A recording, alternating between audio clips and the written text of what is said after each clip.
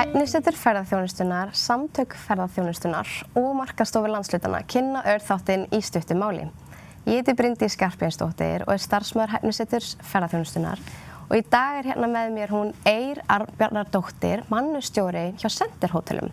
Velkomin Eir. Takk fyrir það. Takk fyrir að vera með okkur. Takk sem við leiðist. Og á menntamorgni ferðaþjónustunnar þá sagður okkur frá ykkar vegferð í því að stuðla góðri menningu og fræðslu á svona fjölmenningarlegum vinnustað eins og Center Hótel eru.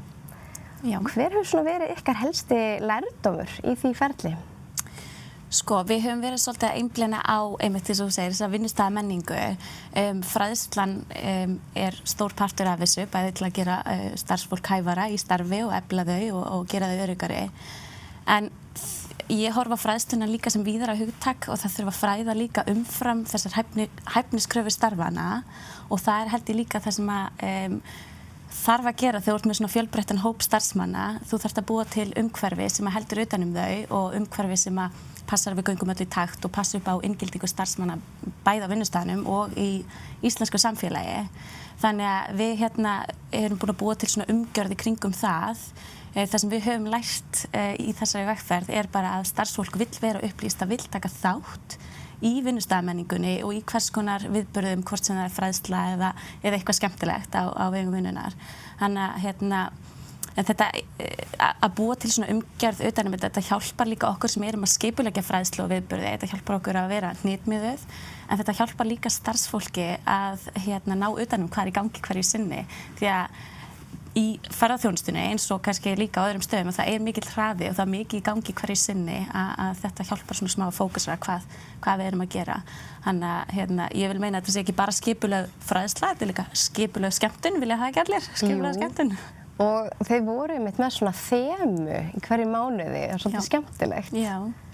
Já, við höfum verið að setja þemu fyrir hvern mánuð sem er bara út frá því sem er í gangi í samfélaginu okkar, íslensku dagatali eða alþjóðlegu dagatali og þannig náum við að tengja svolítið það sem er í gangi í kringum okkur og þá fræðslu og viðburði sem við erum að veita bæði starfsfólki og stundum gestum líka. Já, og það er hægt að hafa gaman meðan maður fær fræðslu og þjálfun. Já, 100%. Og hvað er svo framundan hjá ykkur á næstunni?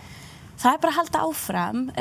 Við erum svolítið að reyna að færa mikið af til dæmis okkar fræðslu í rafrænt form til þess að það sé aðgengilegra fyrir okkar starfsmenn. Þau eru náttúrulega að vinna á 10 mismunandi starfsstöðvum þannig að og í öllum svo hraða þá viljum við þetta sé aðgengilegt fljótt. Þannig að við erum svolítið bara að halda þeirri vegferð áfram en við erum svolítið að útbúa efni sem er efni sem er svona umfram þessa vinnutengdu hluti líka og það er held ég bara svona orðið svolítið meiri krafa á atvinnurekendur að ná utan um miklu breiðara samhengi núna og við erum til að mynda að búa til fræðsluefni núna fyrir fólk sem er nýflutt til Íslands sem er að koma hingað í fyrsta sinn til að vinna og þá erum við að miðla til þeirra upplýsinga til dæmis heilbrigðisþjónustuna, líkamsrækt, rafrænt skilríki, strætó og þess háttar sem að hjálpar þeim að aðlagast íslensku samfélagi og hjálpar þeim svo að aðlagast okkar vinnustað. Já, að þú nefndir það eru 48 þjóðerni að vinna hjá Center Hótelum. Já, og bara 16% af íslenskum uppruna, þannig að það er þetta er ansi fjölmenningarlegur vinnustaður. Já, heldur betur og þeir takja vel utan um hópinn. Já, ég vona það og við vinnum bara að því að gera betur frá degi til dags, þannig að Og hvað ertu með ykkur góð ráð til annarra fyrirtækja sem vilja líka leggja áherslu á eins og tala fræðslu, góða menningu, inngildingu fyrir fjölmennan hóp? Já, ég hugsa að sé bara smá að kýla á þetta. Við erum oft svolítið feimin við nýjungar og til dæmis að gefa út fræðsluefni, rafrænt fræðsluefni. Við erum oft svolítið feimin við að gefa út þar til það er fullkomið. En hlutinni þurfa ekkert að vera fullkomnir. Það er í rauninni betra að þeir séu ófullkomnir en þeir séu til staðar heldur en þeir séu ekki til staðar. Og ég held að þessi málaflokkur, inngilding og fjölbreytileiki, fjölmenning og allt þetta getur verið svolítið viðkvæmt viðfangsefni og fólk kannski feimið við að stökkva út í þetta. En ég myndi segja bara að byrja einhvers staðar. Hlutinni þurfa ekki að vera fullkomnir og það er hægt að uppfæra það á seinna meir.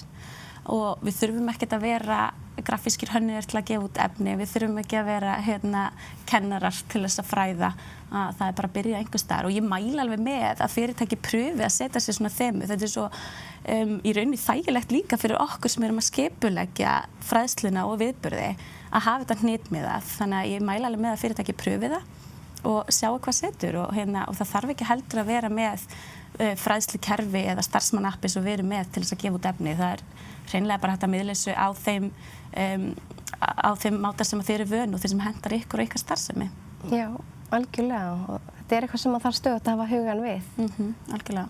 Og takk kærlega fyrir gott spjall. Takk sem ég leiðis. Eir. Og ég þakka þeir sem fylgdust með og ég bendi á heimasíðuna hæfni.is. Þar hægt að finna mikið fræðslu og stuðningsefni, til dæmis efni móttöku nýliða og móttöku erlends starfsfólks og þar verður líka menntamorgun ferðaþjónustunnar sem sýndur var í apríl. Takk fyrir.